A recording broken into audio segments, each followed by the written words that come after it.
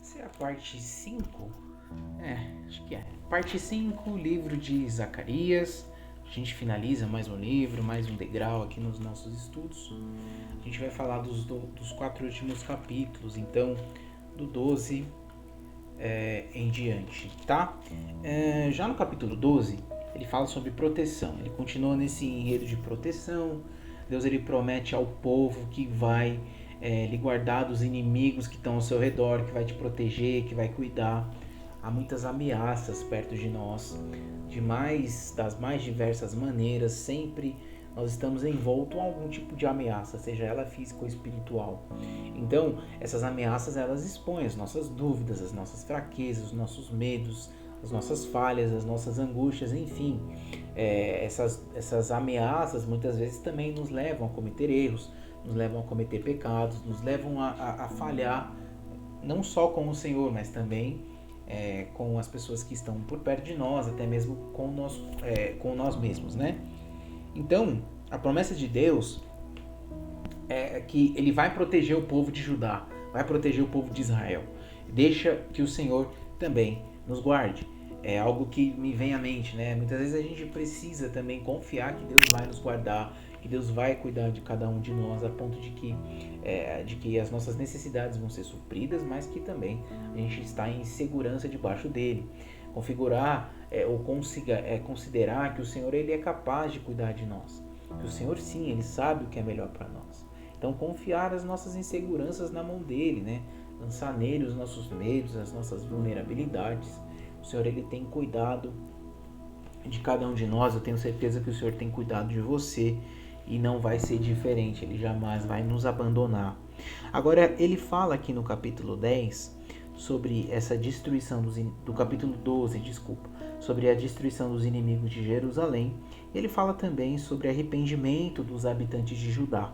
Então no versículo 10 ele diz assim: E derramarei sobre a família de Davi e sobre os habitantes de Jerusalém um espírito de ação de graças e súplicas. Eles olharão para mim, aquele a quem transpassaram, e chorarão por ele como quem chora a perda de um filho único, e se lamentarão amargamente por ele, como quem lamenta a perda do filho mais velho.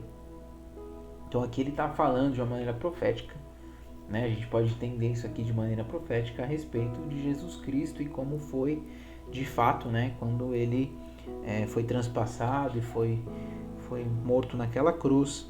Ele diz que naquele dia, versículo 11, muitos chorarão em Jerusalém, como os que choraram, né, no vale de Megido, né, Megido.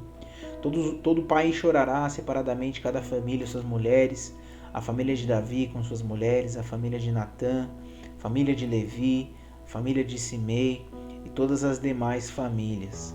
Então é um tempo de dificuldade, né? Um tempo difícil, um tempo de lamento.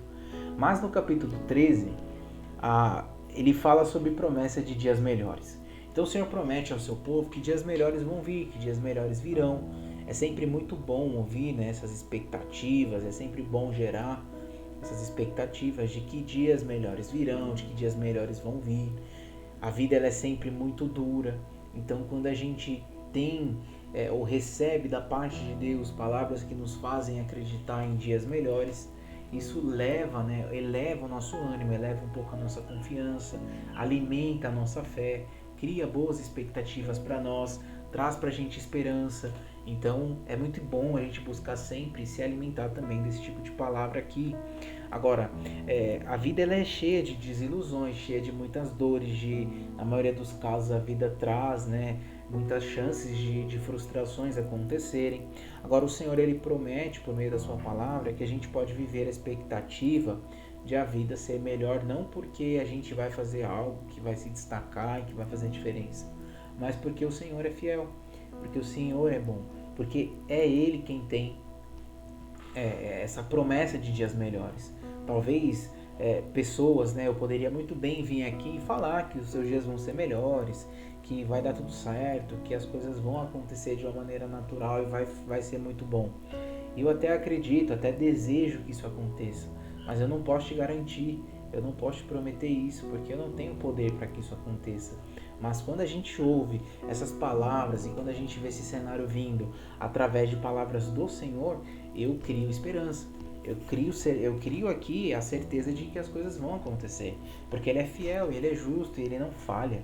Ele não falha. Então, quando Ele diz que vai acontecer, vai acontecer. E nós precisamos ter fé nessas palavras. Nós não podemos nos tornar pessoas amargas, pessoas pessimistas. A gente precisa tomar cuidado com isso.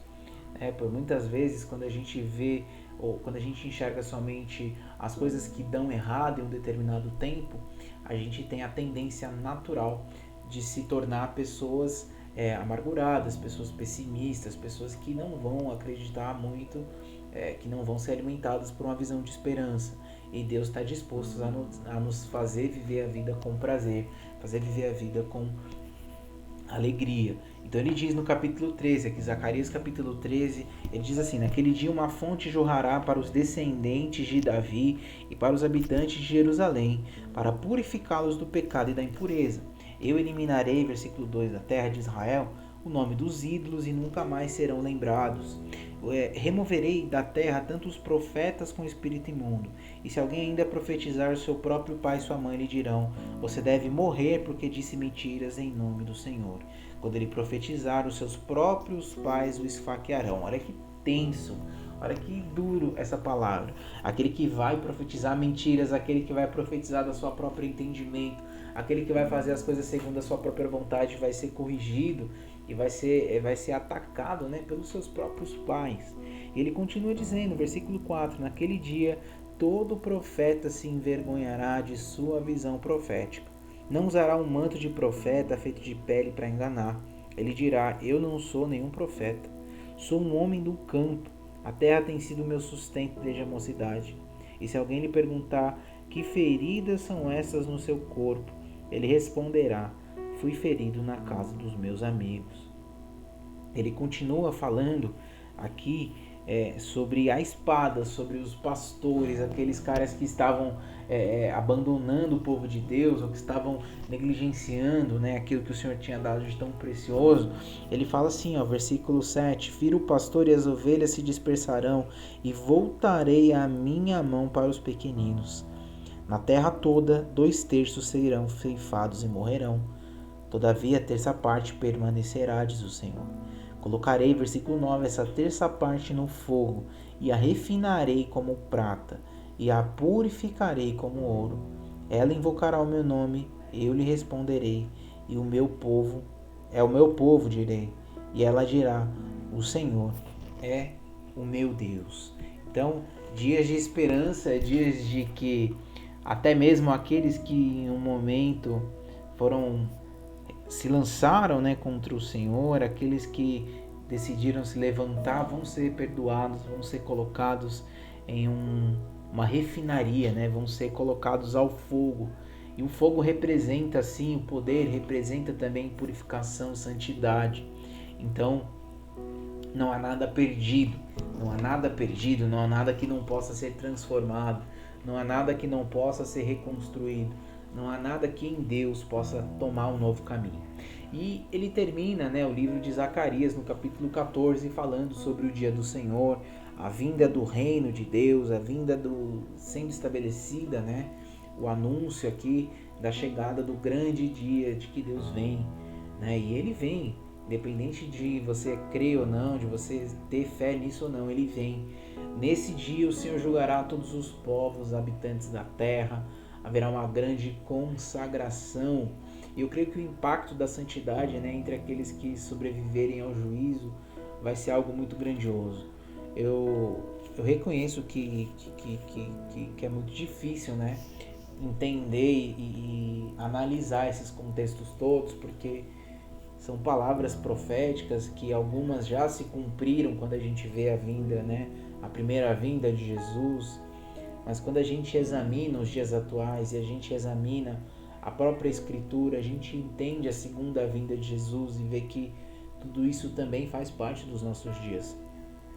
As situações que o povo vivia nesse tempo físico, aqui da palavra, não é nada diferente do que a gente vive hoje.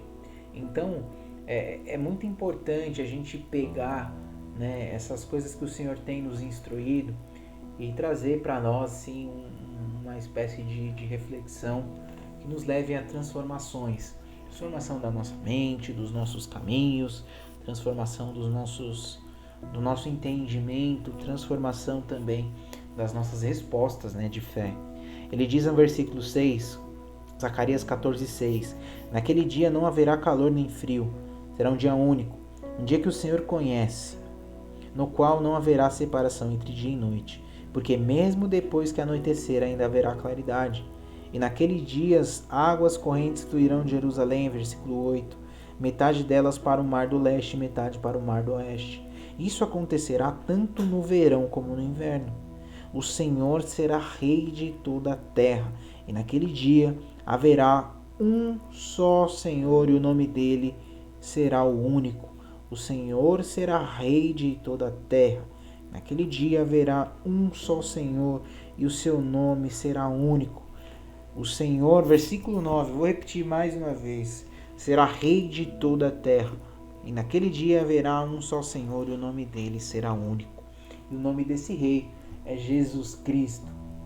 Aquele que era, que é, que há de vir, aquele que deu a vida por nós, aquele que é fiel, ainda que eu não seja, ainda que você não seja, ele continua permanecendo fiel, aquele que escolheu por amor se entregar, aquele que por amor escolheu fazer parte das nossas vidas, mesmo sabendo que em algum momento a gente possa não querer que ele faça parte da nossa, aquele que por amor escolheu, né, se entregar a cada um de nós, mesmo tendo em algum momento a possibilidade da gente dar as costas para ele, né? Mais uma vez. E quantas vezes talvez a gente já tenha dado nessas as costas ao Senhor. Então, eu finalizo esse livro de Zacarias com muita alegria e com muito amor, mas também com muito temor, porque são palavras que trazem para nós a certeza de que Deus está no controle das nossas vidas, que Deus tem se preocupado conosco, que Deus tem se preocupado com as nossas necessidades, se preocupado com os nossos desejos, com os nossos anseios, tem se preocupado com as nossas fraquezas, fragilidades, mas também que nos mostra, ou que me faz refletir muito sobre aquilo que eu tenho entregado ao Senhor, aquilo que eu tenho buscado ao Senhor, aquilo que eu tenho, de uma certa forma, colocado diante de Deus.